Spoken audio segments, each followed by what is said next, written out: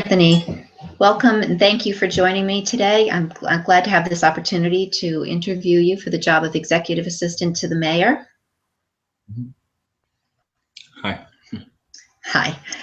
I wanted to start off by asking you about your concept of public service, about what's important to you about public service, and also working with somebody who's a public servant. What's important to you? What kind of qualities, and whether or not you think it's important that you have exactly the same philosophy as the person that you're working for when you work for a public official. I think it's pretty important that we have similar philosophies. If we don't, it can cause problems. I like to have a similar vision with the people I'm working with. But if we don't, there's been plenty of times in the military where I've just had to basically deal with it.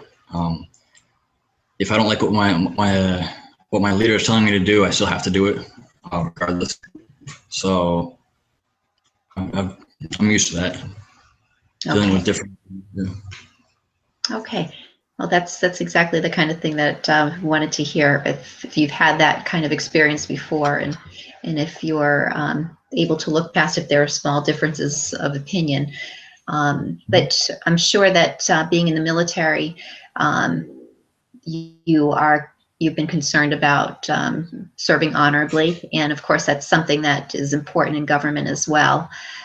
So can you tell me how important ethics are to you, and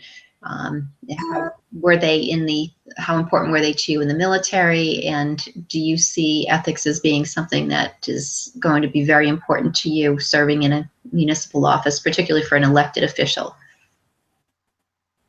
I think it's very important to be ethical because in the military, at least, we had a lot of responsibility. We had weapons. People relied on us being honest, and things could easily go wrong if we lied about things, and we could probably get away with a lot of things too. But we had integrity to do the right thing, and even with no supervision, do the right thing in the absence of orders or supervision. And what was the other part of that question? Actually, well, you answered the question just fine. I was interested in listening to you answer that it sounded like you were concerned about consequences, regardless of what somebody was watching, whether somebody was watching you or not, that you're always concerned about potential consequences of the decisions you make. Yes. Okay. Okay. Are there qualities that you think someone should have to be a good public servant? Again, I'd say honesty and integrity. Be a good public servant. Good communication. You should be willing to listen to people's problems and be realistic with them. Tell them what you can actually do, what you can't do for them. Mm-hmm. Oh, good. Yeah. Okay. I wanted to just touch quickly on your educational background. You mentioned that you studied public administration in your resume, and in your cover letter you had mentioned that as well. Just wanted to see what it was in your education that you think has prepared you well for this job. Are there any particular classes that you took or experiences that you had in college that you think are really preparing you well for this opportunity? One in particular would be my city management class. I'm usually given an article or a story about a city, and after reading it, I have to come up with the solutions to their problems, and they can be pretty complex, and there's not always a black or white answer. That it's a compromise between your values and what you can actually do. And my professor said that I've been doing very well in that class. So between coming up with credible solutions and all the terms I've had to look up, I'm starting to understand how a city works and different things that, like words I've never heard before, I can understand now. So the combination of those things in that class has helped me a little bit. And then I've had a bunch of classes related to that. Okay. All right, great. One thing that's just switching gears, just going to switch gears quite a bit actually now, because this is something that's important for us to know. Need to know if you are available to work extended days as necessary. You know, it's the mayor's office is an 8:30 to 4:30 office in terms of when it's open to the public, but in reality, the hours can be much longer. Are you able to work beyond 4:30 and even sometimes on weekends if there's a need because of events or some kind of crisis, particularly that the city may have? Oh yes, that is like very common with me. I'm used to that. In the military, we'd work from around 5:30 in the morning to 5:30 at night at least. They could keep you there longer if they wanted to, or get you there earlier. Sometimes you come in at 3 o'clock. Just having a pop up real quick. And they can also, our leaders could also call us in on weekends. We didn't have much choice over that, so the other thing is on holidays, they could come have us come in on holidays or even during vacation. We could be halfway across the United States, and they could call us back for whatever they needed us for. So definitely pretty flexible with hours. Great. American Express Another, can help card members make it's like a pop up. most of their journey.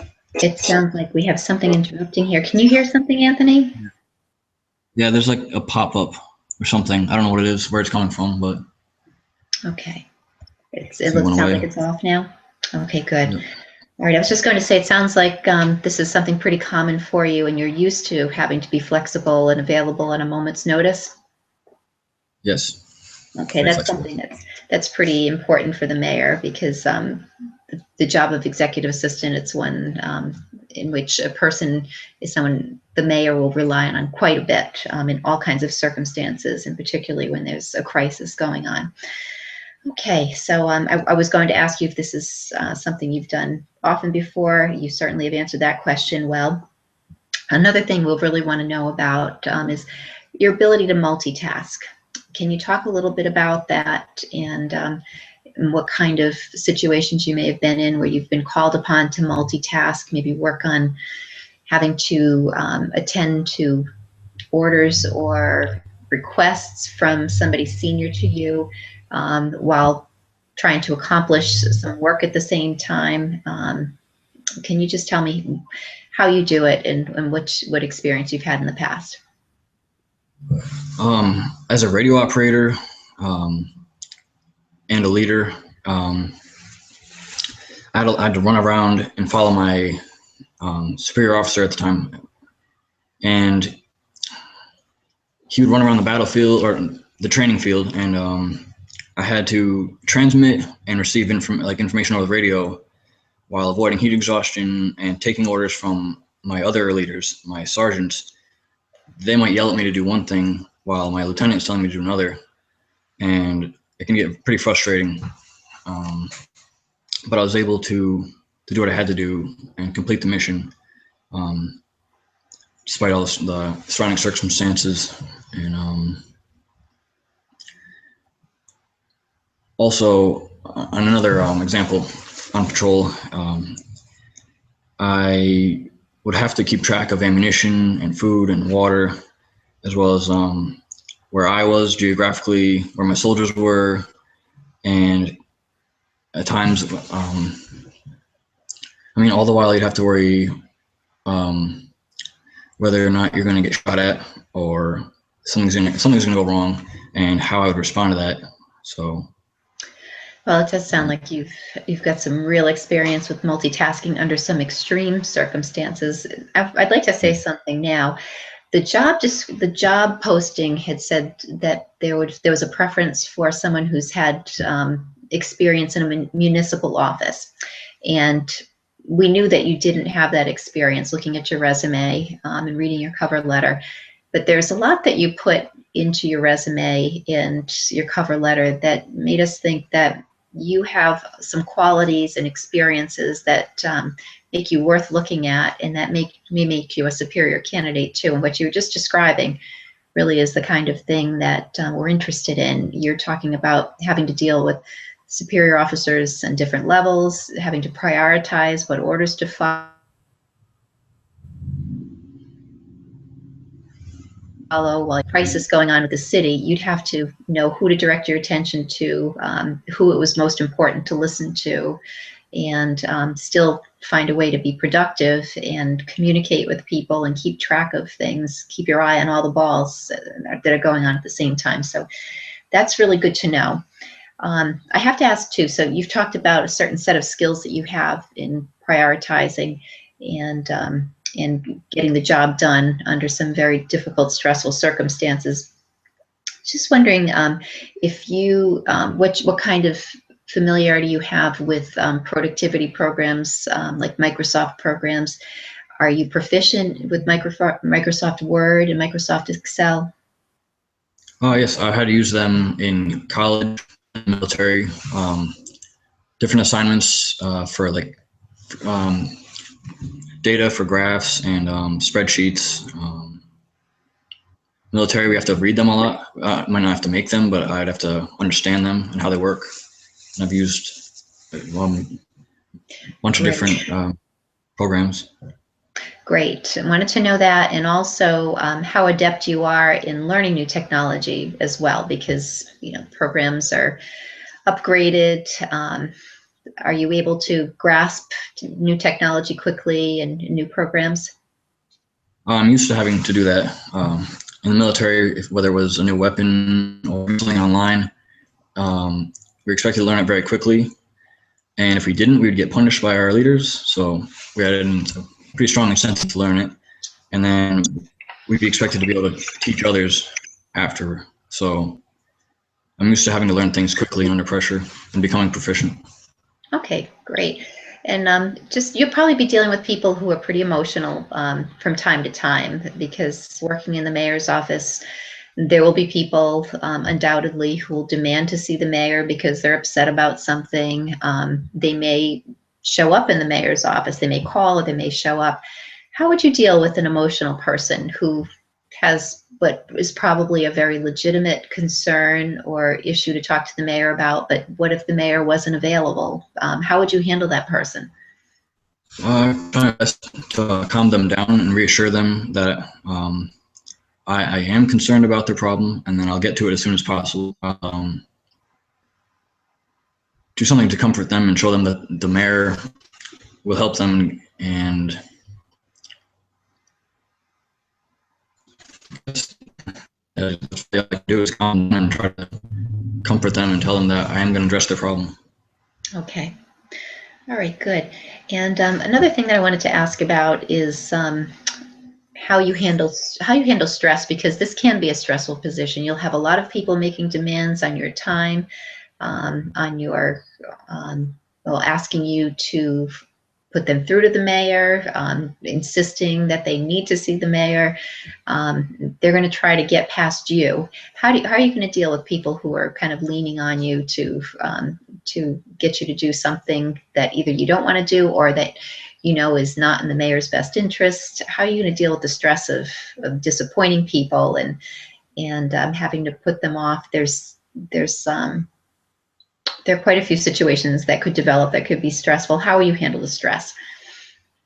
I deal with stress by just making sure I breathe correctly and step outside of myself if it gets too overwhelming. And in dealing with the people, I always try to be professional and polite and make sure they know that, again, that I am concerned, but I have other priorities, and try to accomplish everything effectively, one thing at a time, so I don't get overwhelmed. Okay, and when you were talking before about when you were working with, I'm sorry, it was radio work, and you were out in the field and working with taking orders from your superiors and keeping track of food and supplies and all that at the same time. That sounds like it was very stressful. Is that when you kind of put that strategy into operation, kind of stepping outside of yourself? And yeah, I definitely had to. I would say that's where I came to the front the most, where I use it the most, and it really tested my ability to work under those conditions. And I was able to get through it and actually impress my superiors. They had a lot of nice things to say. Said I was a stud. That's great. That's really great. It's going to be very difficult to do. I just have one last question, a couple of questions related to the same thing. It really has to do with confidentiality. Confidentiality is really important in this job, the ability to maintain it. You're going to be privy to information about sensitive union negotiations, personnel issues that come to the mayor's attention, and you're going to work very, very closely with the mayor, so you'll know a lot about the mayor's personal life as well. So confidentiality is something we really, the ability to maintain confidentiality is something we really value in a candidate. Now, how important has that been in jobs that you've held in the past? Being in the military, I'm certain that it's been important, but have you found people testing your ability to maintain confidentiality, trying to get you to divulge information that you shouldn't be divulging? And if so, how have you handled that? I never really had to divulge any information to a superior that they shouldn't know, because at my rank at the time, they were entitled to that information. But I did hold a security clearance for all 5 years. I also, I'm used to having to kind of withhold information or be careful with what I say, especially over social media or the phone. We didn't want our enemies hearing what we were doing or where we were going. So even on a mission with people we were working with, we couldn't tell certain people what we were doing or where we were going. And I was able to do that pretty easily. Well, that really speaks to your ability to be discreet, which is just as important too. So I really appreciate that. All right, so those are all the questions that I wanted to ask you. Now I want to ask you if you have any questions about the job, or is there anything that that you were curious about or would like to bring up at this time? No, thanks. I think that's it. I'm good. Okay. All right then. Well, we're going to discuss. We're going to discuss the resume that you've submitted, your experience, in way some of the other candidates' qualifications as well. But your resume rose to the top of the pile, and so we were very interested in hearing from you. And I appreciate the time that you spent with me today to tell me more about your qualifications and experience and what you may do in this position if you do get it. So we'll be in touch with you in just a few days, okay? Thank you. All right, thank you, Anthony. Bye-bye.